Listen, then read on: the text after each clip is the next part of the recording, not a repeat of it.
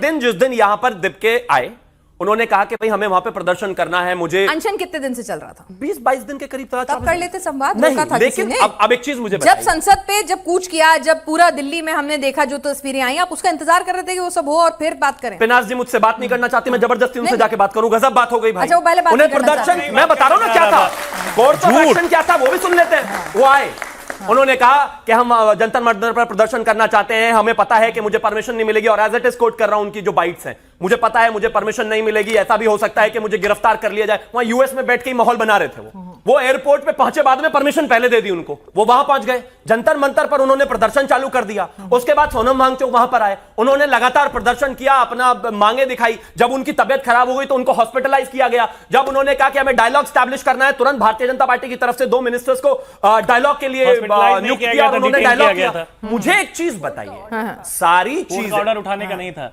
ठीक है, एक सेकंड तो सर, डॉक्टर भी आप ही बन जाओगे क्या? रुक जाइए जरा। ठीक है ठीक है शिवम, मेरे को बाकी सबको भाई कोर्ट का ऑर्डर था कि under the observation of doctors we need to make sure कि उनकी जो डिटोरिएटिंग हेल्थ है वो खराब ना हो। Not to detain him, not to violate his fundamental right. Monitor कहां पे किया? अरे भैया ये समाजवादी पार्टी का ऑफिस वो तो खुशी खुशी नड्डा जी के हाथ से जूस पी रहे थे ना।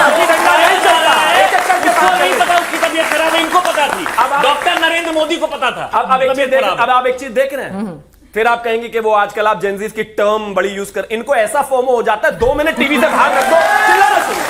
अरे भाई स्क्रीन पे हो इसका मतलब ये नहीं है कि बोलना जरूरी है, अपने समय में बोल लेना। Thank you. सही बात। मैं अंत में बस एक चीज कहना चाहता हूं कि सारी चीजें ठीक थी, संवाद भी बेहतर था, सब कुछ अच्छा था, लेकिन अगर किसी प्रोटेस्ट में गुंडे, बलात्कारी, मवाली, बच्चियों को छेड़ने वाले गैंगस्टर्स, ऐसे लोग घुस जाएंगे तो उनकी पहचान करके बाहर निकालना, चीजों को बेहतर करना सरकार की जिम्मेदारी है। लेकिन जब सरकार कह रही है कि प्लीज कृपया, अगर मान लीजिए इंडिया टीवी पर 10 सेकंड में फर्ज कर लेते हैं, ये बच्चे यहां पर बैठे हुए हैं, इनके बीच में कोई व्यक्ति छुपकर आ जाए, कि कोई भी गुंडा, मवाली, गैंगस्टर, और यहां पर पुलिस आकर कहे कि पिनाज जी या फिर जो भी इंडिया टीवी के लोग हैं कि प्लीज हमें इनके आधार कार्ड चेक कर लेने दीजिए, यहां पर एक खतरनाक आतंकवादी। बड़ी बेबस है दिल्ली आप क्या पुलिस, कहेंगे? ये सब भी नहीं कर पा रही। अच्छा, मतलब कमाल बात है, इन्होंने बनाया है, मतलब लाठी चलाए तो बड़ी बुरी है दिल्ली पुलिस, अब प्यार से बात करें तो बड़ी बेबस है दिल्ली पुलिस।